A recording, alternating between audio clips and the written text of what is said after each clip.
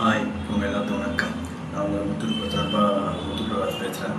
நான் இன்றைக்கி பேச போகிற டாபிக் பேர் எதை பற்றி பேச போகிறேன் நீங்கள் நான் பார்த்துட்ருக்கீங்க. நான் இன்றைக்கி பேசுகிற டாபிக் பேர் வேறு எதுவும் இல்லை. அமெரிக்கா ஒரு மிகப்பெரிய வேலையை பண்ணியிருக்காங்க. அது ஏகாதிபத்தியத்துடைய ஆணவத்தோட போக்குன்னு சொல்லலாம்.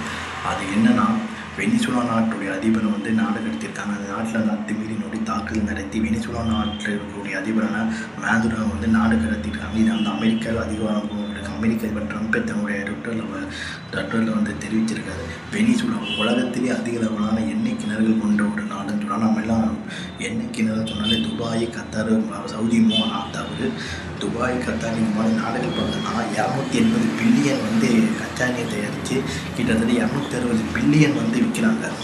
ஸோ இந்த வெனிசுலா பார்த்தீங்கன்னா 320 பில்லியன் கச்சா எண்ணெய் தயாரித்து கிட்டத்தட்ட 8 பில்லியன் தான் விற்கிது. இதுக்கான காரணம்னா முழு அரசியல் இருக்குதுன்னு பார்த்தோன்னா, வெனிசுலா நாட்டில் அதாவது என்னென்னா, அமெரிக்காவுடைய நட்பு நாடுகள் எதிரான சோசியலிச நாடு அது. சரி, அதனால் என்னென்னா வெனிசுலா நாட்டுக்கு எதிரான பல பொருளாதார தடைகளை விதித்து வெனிசுலாக்கிட்ட யாரும் நட்பு வச்சுக்கூடாது, யாரும் கடன் கொடுக்கக்கூடாதுன்னு உலக வங்கி அளவில் அந்த நாட்டுக்கான பேரை ப்ரிப்பேர் பண்ணி வச்சது அமெரிக்கா.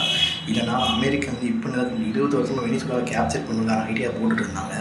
இப்போ நம்ம என்ன பண்ணுவாங்க, நம்ம தமிழ்நாட்டில் இப்போ பாஜக என்ன பண்ணுது, ஒரு வேலை பண்ணுது. இப்போ ஓபிஎஸை அதிமுக என்ன பண்ண ஓபிஎஸ் ஓபிஎஸ் சண்டை போட்டுவிட்டு ஓபிஎஸை கொஞ்சம் தூக்கி விட்டு அதுக்கப்புறம் எடப்பாடி ஓபிஎஸ் சேர்க்கறது கட்சியை கொஞ்சம் கொஞ்சமாக கண்ட்ரோல் கொண்டு வருவாங்க. அது மாதிரி ட்ரம்ப் என்ன பண்ணுவாங்கன்னா, அந்த நாட்டில் இருக்கக்கூடிய மெலேனா மரியா கொரோனான்ட்டு ஒரு பொருளாதார அறிஞர் பெண், அந்த பெண் மிகப்பெரிய ஆளை வளர்த்து விட்டு அந்த பெண்ணை அந்த நாட்டு அதிபர்கிட்ட தேர்தலில் போட்டி விட்டு அந்த பெண்ணை அதை தோற்று போயிட்டாங்க. ஸோ அதுக்கப்புறம் தலைமுறை இந்த மதுரா இருக்கார் தெரியுமா, அந்த நம்ம வெனிசுலா அதிபர், அவர் இந்த வெனிசுலா நாட்டு அதிபர் இந்த பெண்ணை தேடிட்டு இருந்தார். தேடி கொலை பண்ணா பார்த்து தேடி கண்டுபிடிச்சி சிறைப்பிடிக்க பார்த்தாரு.